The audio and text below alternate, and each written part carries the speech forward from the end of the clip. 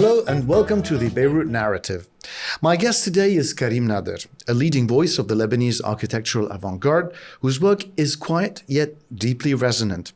From Beirut to Paris, Dubai and beyond, Karim Nader Studio moves between landscape and structure, memory and matter, believing that architecture does not impose itself on nature, it communicates with it. With more than 25 years of practice, teaching and building, his work spans villas, resorts, towers, furniture, exhibitions, and some of Beirut's most sensitive renovations today. This is a conversation about architecture as a craft, responsibility, and poetry, and about Beirut as both a wound and a promise. Karim Nader, welcome to the Beirut Narrative. Good to have you with us. Welcome, Eli. Thank you for having me. Most welcome. You graduated from the American University of Beirut back in 1999, then completed your master's at Rice University.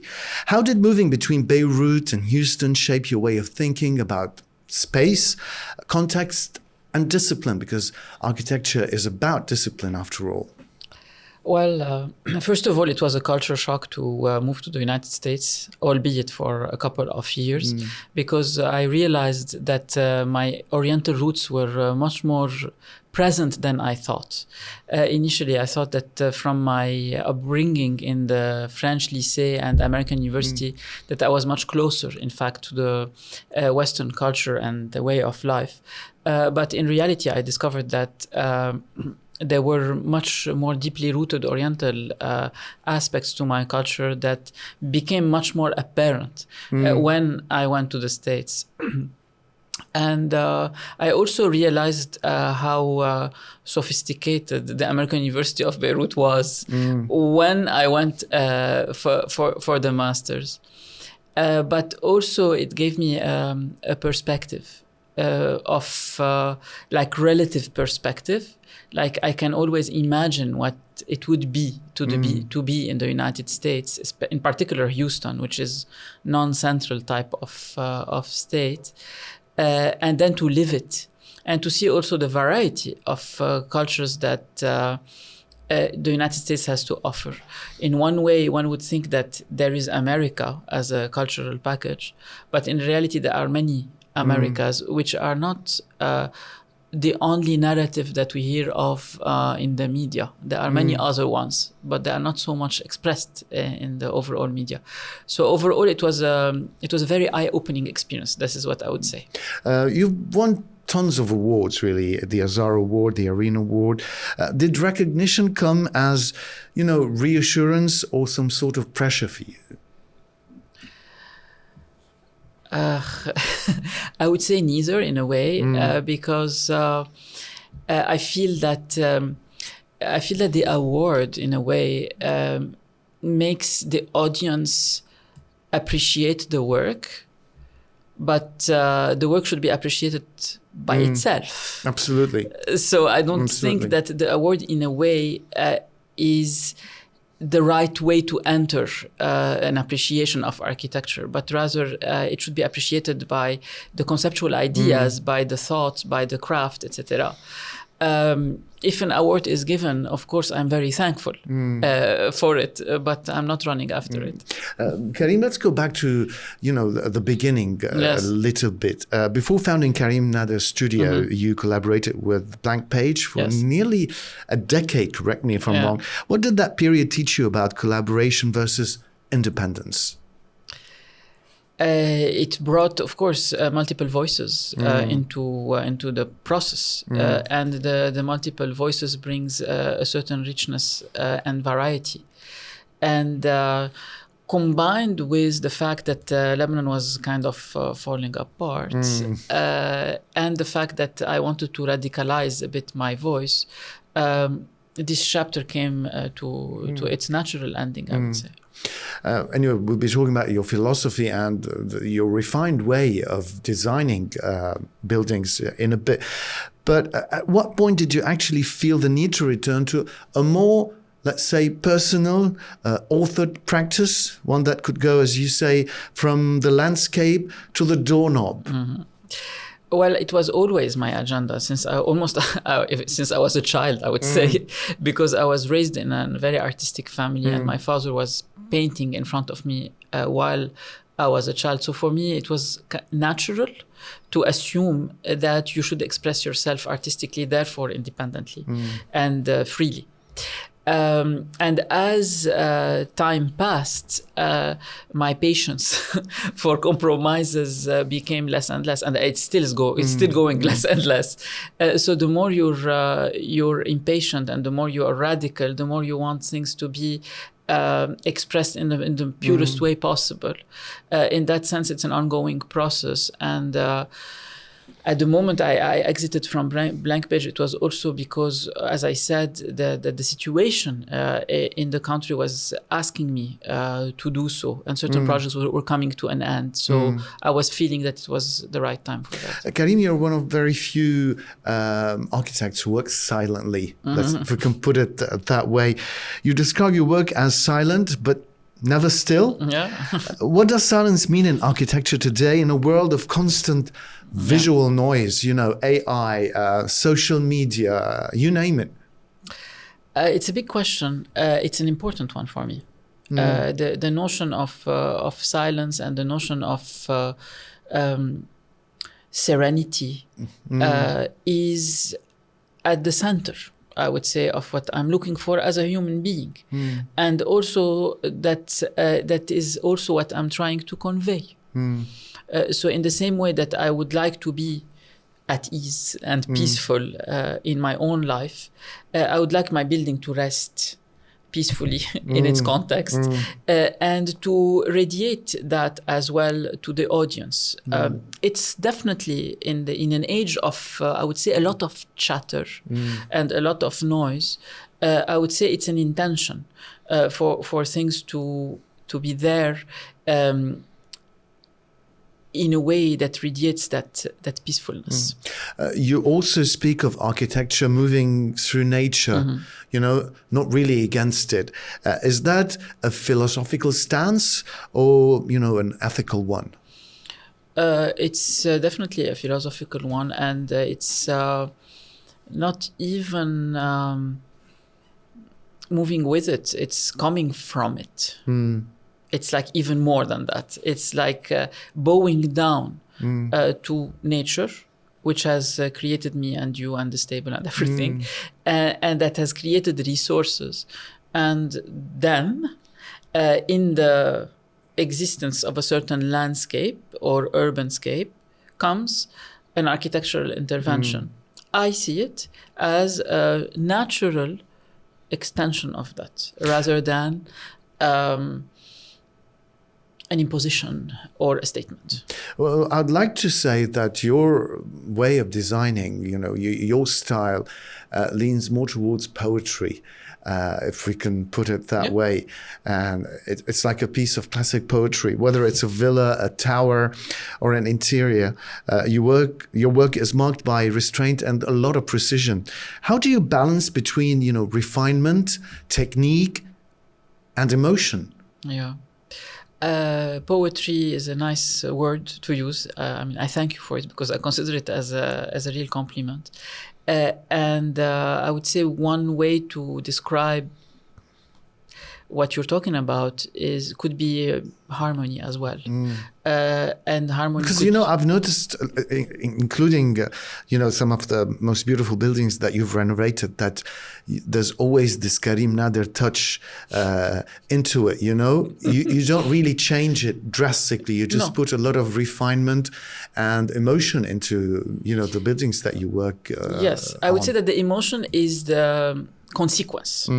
Maybe you feel an emotion as a designer and then you try to convey it, but it should be a consequence. But the process itself, yes, is a process where things like less is more are still valid.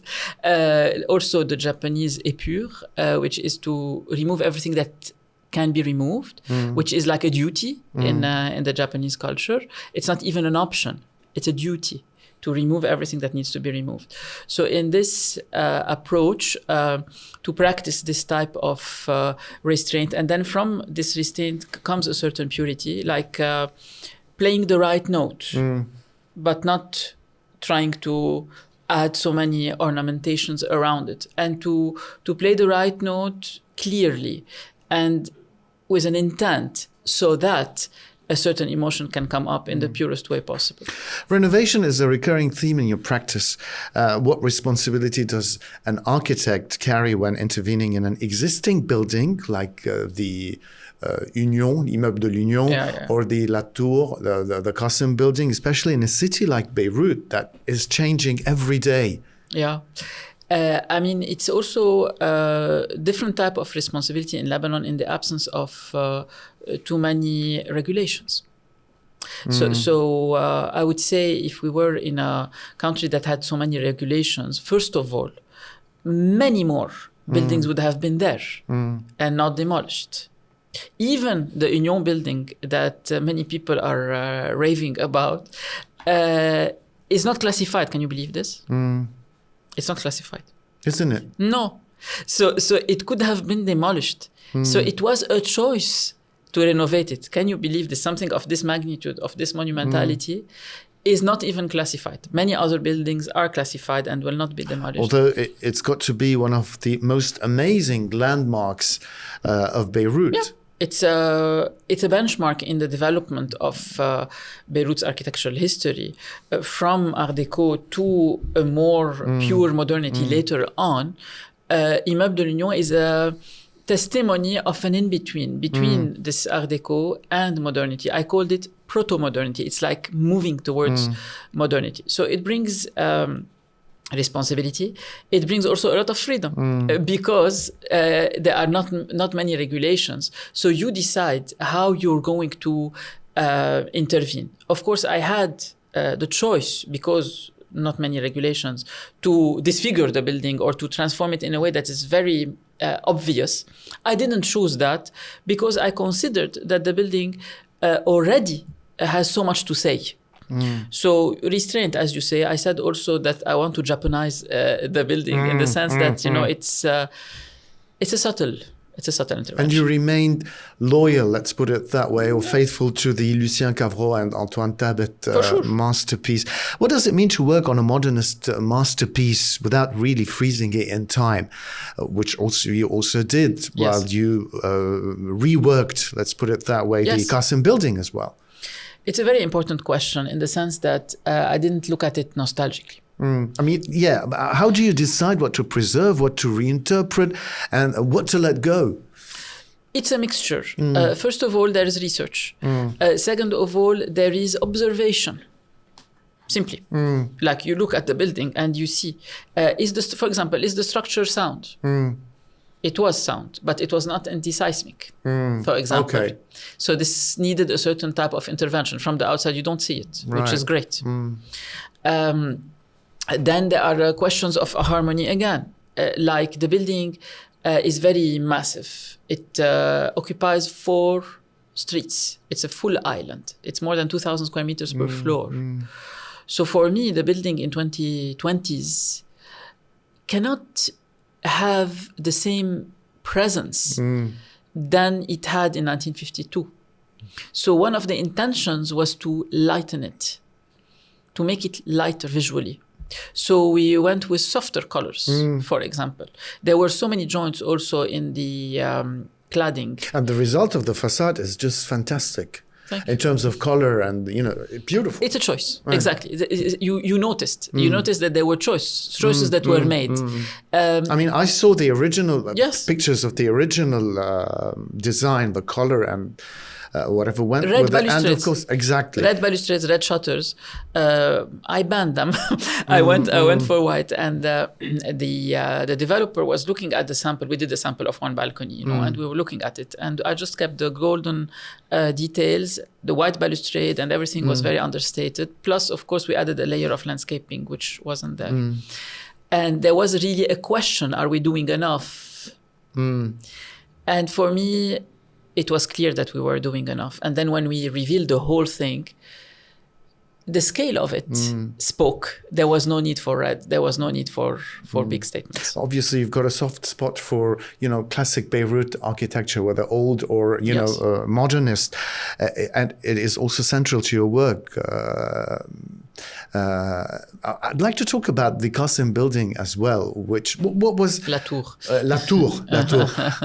What was, was there any difference between your work and the way of handling the renovation of Immeuble de l'Union and the way you handled the renovation of La Tour?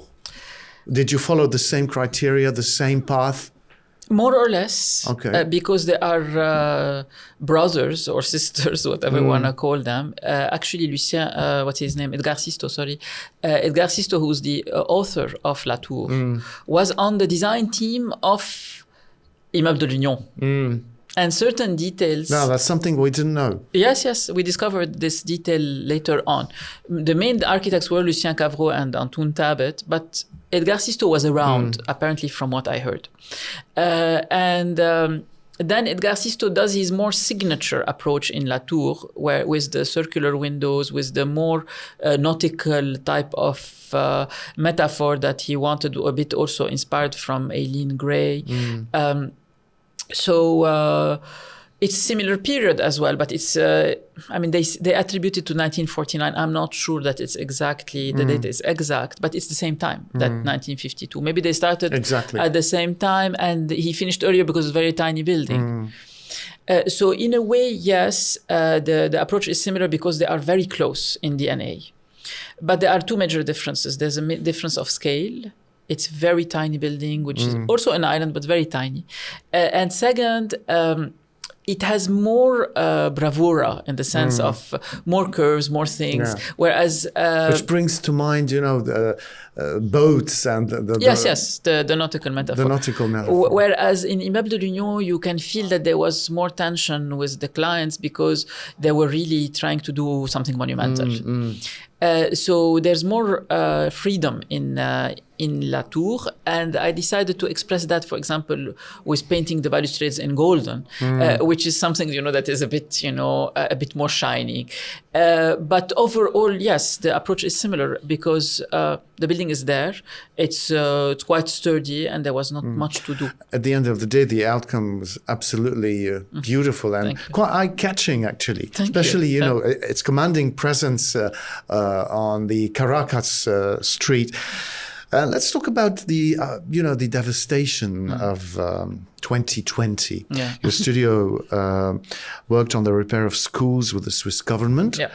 Did that experience change the way you look at architecture's social role, if we could put it that way? First of all, the devastation itself, which was an experience that, of course, I don't wish for anyone, but it happened, and we were in the middle of it. And these are not types of experiences that you can forget. These are experiences that you grow from. So I would say that was something major that happened for Beirut. And for the office, of course. We were so lucky that no one was in the office at the moment of the explosion because we are only a few hundred meters away from the port. As for the social role,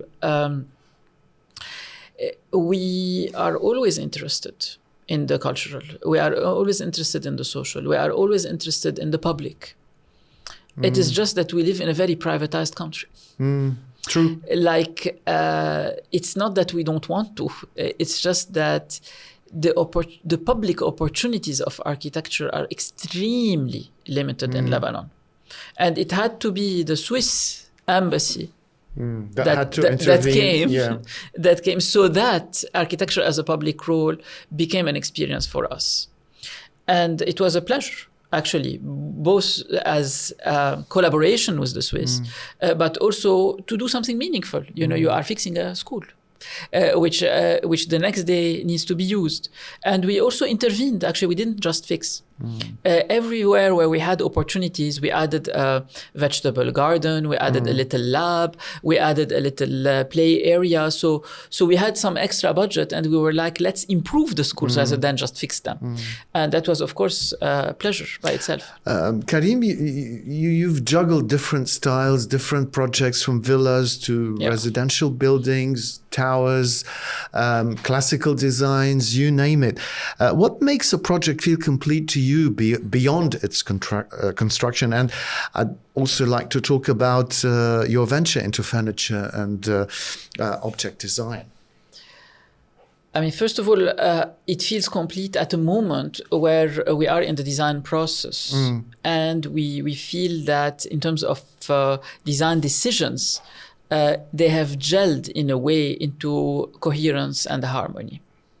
Once this is drawn and we move to construction, a new process starts, which is the process of interaction with materials, with contractors, with the client, etc., with budget, which might lead also to further improvements if we want to take the only positive scenario. Sometimes there are compromises which are a bit disappointing, but that's very much the architectural game around the world. It's not, at all particular to Lebanon. In fact, I would say that I was mostly lucky with situations that were playing in the favor of the project.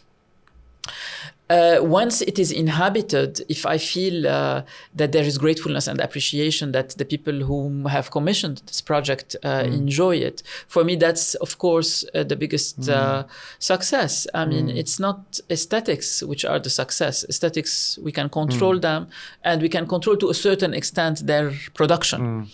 But if there is gratefulness and joy, that for me is the biggest success. And I've had many cases where up until now, we are friends with the owners of a house or a project, and they come back to us thanking us, for having done something. That's the success. That's what what a victory can feel like. Karim Nader, what's it like to also work on smaller scale projects like furniture design, for instance, and interior? Yeah. The interiors can be also an extension of a project that we are working on. So in this sense, it comes very naturally. But sometimes we work on an interior on its own, or on a piece of furniture on its own, or on a piece of furniture for an interior. It's similar in philosophy, but of course at a smaller scale. When I was invited to do an apartment in Dubai, it was a very interesting experiment because we had Zabil, green and desert and sand, green and sand view from the apartment. And that in itself, just these two colors, created a certain palette that we started to play around with the client to create their little cocoon. They were Lebanese also. So also there was a certain baggage that comes with them as Lebanese going to Dubai. So like that, the story is told. It is told more clearly when we have a landscape and we are putting a project in it, or we have a city and we're putting a project in it. But in this case, we have people, and we have a certain view, and we have a certain contextual situation, which is Dubai. And we try to play around with the colors, with the palette that will create the story that will make sense in this context. And in furniture, we did also installations, we did also exhibition design, as you mentioned. A similar approach, I would say, a similar philosophy, storytelling in every situation, identifying what is the story to tell. I love the fact that you're always, inserting stories, telling stories, just like poetry, just like, writing. Narrative, and also how the way I entitled my book for a novel architecture. So novel means new, but it also means le roman, the big fiction. This is a novel, and I truly believe that we live in a fiction, and I would like to contribute to the fiction in an enjoyable way. So every one of those threads that are offered to me via, again, a landscape, a context, etc., I would like to intervene with it architecturally to storytell. Karim, let's tackle another important subject in your portfolio, which is teaching. You've taught at AUB, LAU, Politecnico di Milano, and now Alba. Yes. What do you hope students unlearn before they start designing? It's a very good question. I mean, I feel that contemporary school education is running at high speed towards obsolescence. And if it was a bit relevant at the time I was in school, because there was no internet and, memorization had still some sense to it. Today, there is no sense whatsoever in memorizing anything. So for me, the first thing to unlearn is that there is a grade that makes this project a good project, but rather there is a freedom. There is a license. You have a poetic license as a human being, every one of us. And it's your role to express yourself artistically. So the first step that I do when I enter into a class is to unlearn the expectation that criteria ABC are going to give the grade X, and in particular, memorization. What I'm looking for is, what is your voice? You tell me, what is it that you are looking for? And now I will help you, because I have some experience in the domain, to express what you have to say. That's all I have to do as a teacher. And if this happens well, it should be very enjoyable. After retrospectives, awards, exhibitions, numerous designs, numerous projects, and 20 plus years of practice, what still excites you enough to begin again? Yeah. You can also look at it from the negative point of view, which is that sometimes, you don't want to begin again because certain experiences are a bit disappointing. But of course, this is life. When it comes to wanting to begin again, I would say it's the novelty again of the situation. Like I bump into a situation right yesterday with the full moon and the eclipse and all these things. I was invited by a client, a person I knew, but we had never interacted very seriously for discussing a project. And he came back and he was like, I have this situation. And based on what I have seen from your work, I would be very interested to engage in a certain conversation to see how we can make out of this situation a piece of architecture. So what excites me is that I find the situation to be very new. It's a new situation that presents itself. And as it is new, it is therefore asking for a new solution. That's the type of passion that makes me want to continue. We know your attachment to Beirut. What does it represent to you nowadays as opposed to yesterday? And how do you perceive it? How do you talk about your parents? So, an enormous amount of opportunity, like a unheard of amount of potential and opportunity, combined with unheard of level of sadness that requires a constant care so that we start again. We pick up the ruins of the past and from this energy that comes from a situation that gets destroyed, ruined, comes the possibility of a new chapter. I've traveled the world. And why am I living in Beirut? The question answers itself, right? Correct. It's like a love-hate relationship. Can we put it that way? Has Beirut disappointed you as a human being, as a designer, as an artist, as an architect? Has it betrayed you in a way? Yes. You've given Beirut a lot, but has it given you anything at all in return? The question I'm asking is, isn't disappointment part of life? True. That's what I'm saying. I'm saying that it cannot even be denied. It's part of the ongoing process. And you can go to Dubai and you can be disappointed. I couldn't agree more. That's a very nice way of putting it, actually. If you had to leave Beirut with one thought, one conviction, or one quiet reminder, what would it be? I can tell you the story of Glenn Gould, as a pianist. He played the Beethoven piano sonatas. And the recording was a scandal. C'était un scandale. So basically, no one agreed that this was any orthodox way of playing Beethoven piano sonatas. And he said, those might not be the most convincing piano sonatas of Beethoven that the academics are expecting. Yet, they are the most convinced.